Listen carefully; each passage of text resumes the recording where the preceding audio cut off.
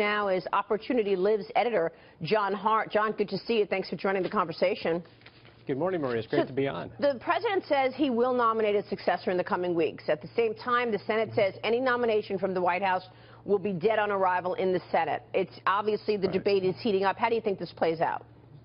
Well, I think this has the potential to be a game changer in 2016. And the reason, Maria, is because we not only have one branch of government on the ballot with the presidency, but in a real sense, we have two branches of government that will be decided in November.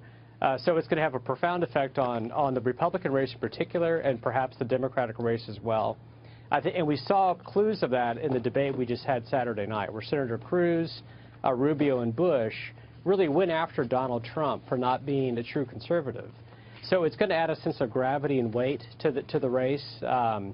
Right. Because no, I understand all of that. These cases, as Peter just went through. Do you think the president will be able to get his nominee through? Is really the question. I mean, I get the debate. No, he's not going to get the nominee through because he has zero goodwill among senators because of his abuse of executive orders. So Senator McConnell feels like he's on very solid ground to not allow any person that Obama would nominate to go through. Dagan, what do you think? A recess appointment is possible for basically a short-term justice. It would run 2 years, and there's some debate because President Obama, because courts have shot down those recess appointments on the National Labor Relations Board, but there is some talk, and then I should point out that the White House has said that Mr. Obama there's no chance he'll use a recess appointment. But in theory, and you can shoot this down too, that the Republicans could ally with the White House and say, okay, we will let you do this and make a recess appointment for the 2-year period just to make sure that business on the court moves forward. I think that's very unlikely to happen. And the reason is because, again, there's so little trust and there's so much animosity between the Obama administration and Senate Republicans and congressional Republicans. Right. Yeah. That it would be very, very hard to come to that kind of agreement, which would require a lot of nuanced details and discussions that Obama doesn't have the relationships to do that, sadly. Hey, John, who in the GOP field does this really help the most? Is it the social conservatives like Cruz here who can use this to galvanize their support? Well, I think it's going to help Cruz, Rubio, and Bush probably equally. It could be a very, very bad development for Donald Trump because, again, Donald Trump talks about, he compares himself to Ronald Reagan, but any conservative knows that when you think about the Reagan legacy, President Reagan was marinating in conservative ideas for years before he ran for president. 16 years before 1980, 1964, Reagan gave his famous "A Time for Choosing" speech.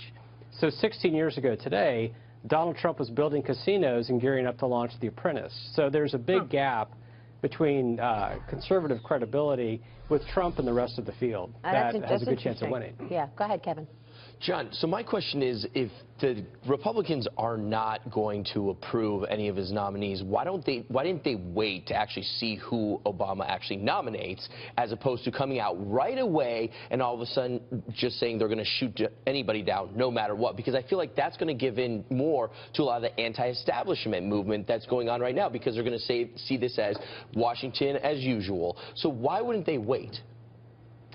Well, I think they didn't wait because I think the conclusion is a foregone conclusion that President Obama will obviously nominate somebody who's going to be far to the left of where Republicans are. And again, we have two branches of government on the ballot now in November, not just one. So it's a serious and grave situation, and I think Republicans felt compelled to go out, out of the gate and say, no way, this is not going to happen. As long as we're in charge of the Senate. But Ted Cruz runs a risk that if the Senate and the Senate Republicans do move ahead on a nominee, what if President Obama comes up with someone who at least seems middle of the road? If they move ahead, that destroys Ted Cruz in this presidential election, and maybe even Rubio, that they couldn't stop it. Well, it wouldn't help them, but I think, again, you have senators who are themselves running for re-election. So I can't imagine that senators in swing states or states where President Obama won are going to want to go down a path of exposing themselves to that kind of criticism when they can just wait a few months and have someone who's going to be much closer to Scalia than a placeholder, which again, that's a very tricky proposition to even accomplish that. Yeah, really an interesting dynamic here. John, thanks so much for your insights. We'll see you soon, sir. John Hart there.